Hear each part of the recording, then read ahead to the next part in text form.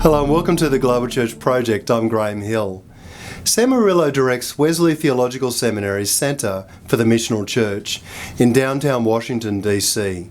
He joined the Wesley faculty in 2010 after serving for more than 9 years as Chair and Professor of the Department of Sociology at Georgetown University. Sam Marullo has dedicated his life to equipping the church and others for missional engagement in the world. The Centre for the Missional Church, which he directs, helps turn churches inside out as leaders learn to develop ministries that focus on urban ministry, mission, social justice and community transformation.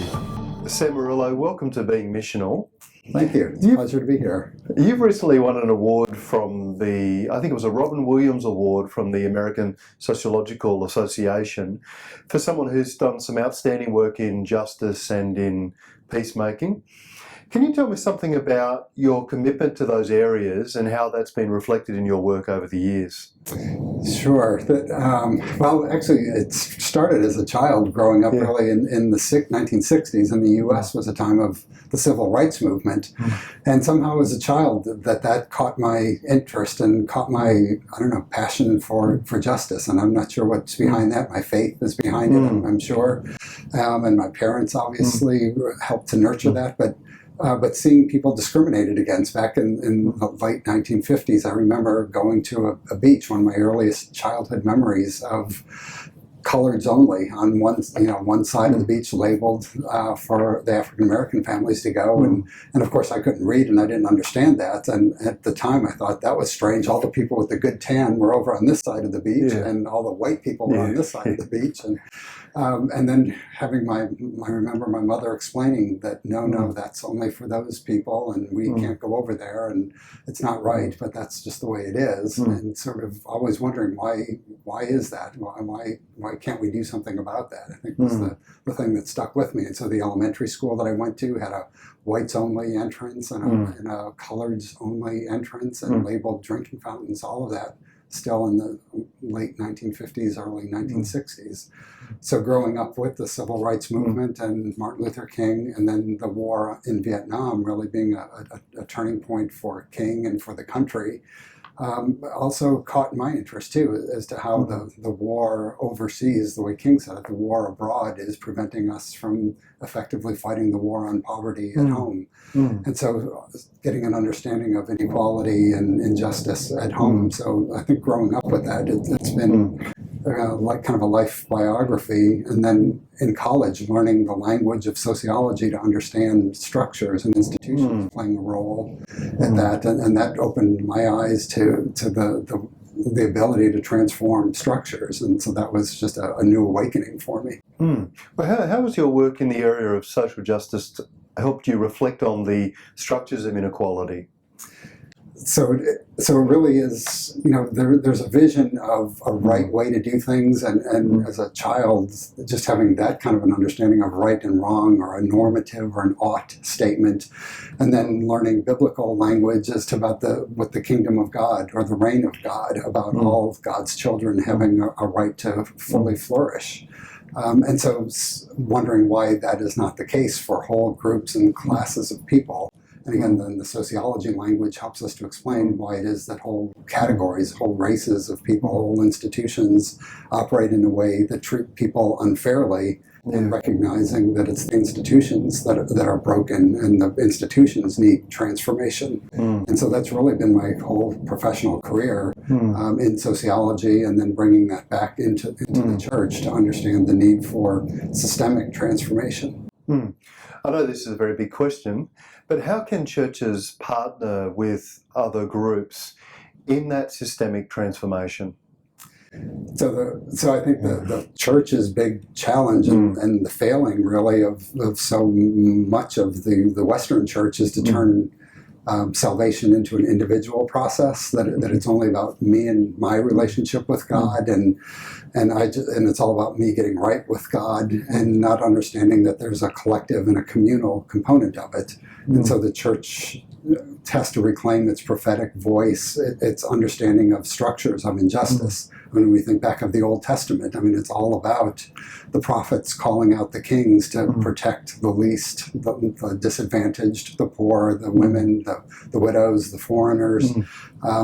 Repeatedly, we hear that call throughout the Old Testament prophets, but in contemporary American church, at least, we don't hear very much of that. Do you see areas in which there are signs of hope, where people are beginning to see that we can no longer sort of focus on individual salvation and personal transformation only, but we need to be thinking about these structures and these systems?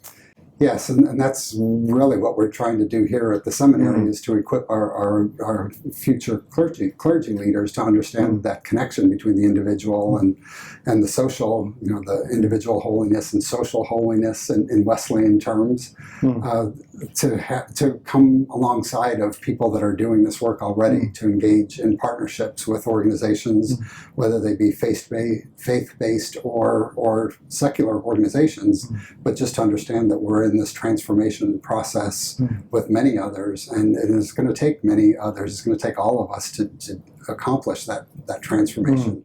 So you're at the Institute of Community Engagement. Yes. And you're based in Washington. It's the Wesley Theological Seminary downtown. How are you beginning to develop people to engage in the kind of social justice ministries that you've described? Yeah, so this center is a fairly new creation. Just in its current form, it's just not even a year old. And we've been at this downtown location for only 5 years, so it's fairly new. And it's the seminary's way to help us to be an outward-looking church. So we do work closely with church and denominational leaders to prepare clergy. And it's really about us, from this location, helping to engage in the partnerships and to be about the community transformation work. So we say our mission is about equipping clergy to be theologically nimble, contextually agile, to understand the community and to understand our prophetic voice in the public square. So it's about equipping us for the work of transformation, giving us the reflective and spiritual skills to sustain and engage in that work, and then empowering us to have a prophetic voice, and then unleashing folks into the world to do that ministry. How receptive have you found churches to being engaged in community transformation and neighbourhood transformation and social justice issues? Well, it's just the whole spectrum of responses from folks, including our own students. So on the one hand, kind of the fear side, where we know the litany of the church is in decline, the church is disappearing, the mainline church is falling apart, it's no longer a Christendom community. So there's fear, and one response is, let's do better at what we've been doing all along, and if we only do better, we can save ourselves. And I think more and more people are realizing that's not the answer at all. We need to reclaim our engagement with the community. We need to reclaim us being a counter-cultural community. We need to reclaim our early church roots, where we weren't the center of the empire, but we were at the margins of the empire. And sometimes that leads to us, being marginalized and being oppressed by the larger community. I mean, certainly we in the West are not facing martyrdom and persecution like the early church did, but feeling the social stigma and the ostracism of the church. I think a lot of people fear that as the equivalent of the contemporary persecution.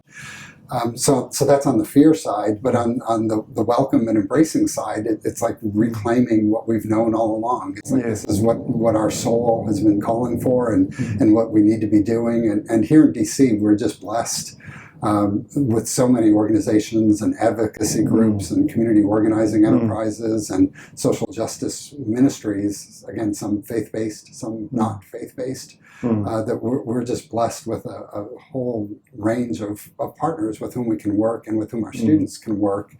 And so we've been just trying to create more and more opportunities for our students to be in partnership and to learn with and to accompany the folks into the community that is doing this work, and then to equip them with the theological skills of reflection and exegesis and spiritual formation that they will need to do this for a lifetime of ministry. In your experience, what happens to churches when they get engaged in service and social justice and community transformation in collaboration with other organisations? I think the churches thrive. That sometimes it takes a near-death experience of a church for membership to be declining dramatically, and almost to the point of desperation, where folks will finally realize, well, we've tried what we know what to do. Let's throw a Hail Mary pass, the phrase goes here, to try something desperately new, and that is to go out into the community and find out what needs to be done in the community. Who are my neighbors? And how can I love my neighbors? And it's about relationship building and getting to know the community in which you're physically located. And through that is a way of rebuilding the church. The challenge of that is it takes time. It takes a different skill set, but getting to know people and to listen to the community and who is my neighbor. It may not be the people that originally established the church. And here in Washington, D.C., there's so much transition of communities that the founding membership of a church rarely looks like the current membership of the church. And yet people have been socialized into doing things a certain way that they say, this is the way we've always done it. We always have to keep doing it this way. And that's led to a steady decline of the congregation. And so finally, at some point, people realize we need to do something different. And what is that different thing? Well, sometimes it's a prophetic voice within the congregation that says we need to be serving our neighbors. We need to be loving one another, and we don't even know who our neighbors are. So let's get out and talk with people, get to know them, and find out where's the need, where's God's heart breaking in this community. And that's the new starting point. We're noticing in Australia that a lot of younger people are particularly engaged with this kind of idea. They want to be mobilised, they want to be in their communities, and are frustrated at times that their churches aren't doing that well. Is something similar happening in the US with the younger generation? Yes, absolutely. We joke about that a lot, that the younger generation, the millennial generation, wants to save the world. They're not about saving the church, they're about saving the world, and if the church can help to do that, then they'll give the church a chance. But if they see or perceive the church as standing aside, as disengaged, then they generally don't want to have very much to do with that.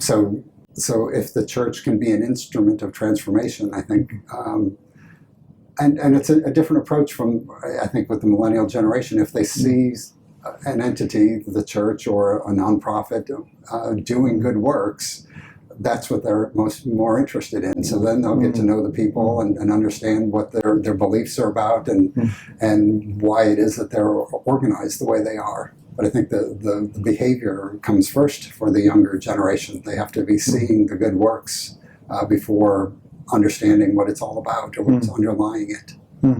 What sort of skills and qualities do you think that Christian leaders need today to be missional leaders? And you've talked about missional leaders as being engaged in social transformation and peacemaking and justice seeking. Yeah, so what kind of skills and qualities do you see in those kinds of leaders today? So being entrepreneurial, being willing to try things new and different. So being risk takers is one piece of it. But my sociological background also emphasizes the importance of community organizing. This is a collective enterprise, and so we need to understand the community that we're located in. So again, having some social research skills to understand who's my neighbor, what's the context of the community, what are the problems, the social problems of the community, what are the demographics of the community. So understanding who's out there. Asset mapping is one of the things that we teach regularly in the courses here.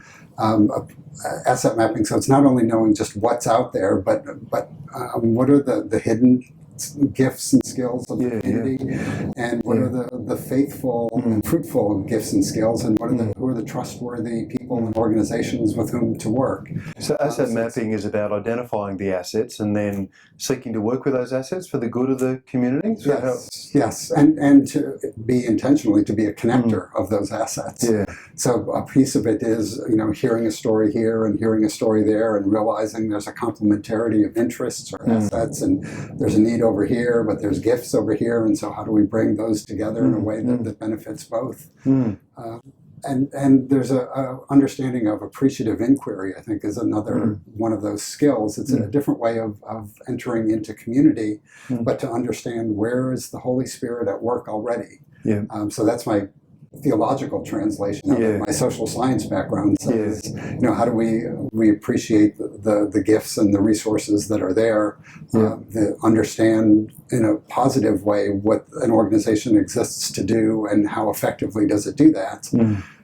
We try to translate that into our theological language, is to say where is the kingdom of God, or where's the reign of God being present in this place, and how do we come alongside of it and build it up and contribute what we have to contribute to the reign of God. In the context of Washington, I've only been here for a couple of days, so forgive me if this is a inaccurate observation, but also I've been walking around, I've noticed that there seems to be a striking proximity between power and powerlessness, wealth and poverty, homelessness and opulence.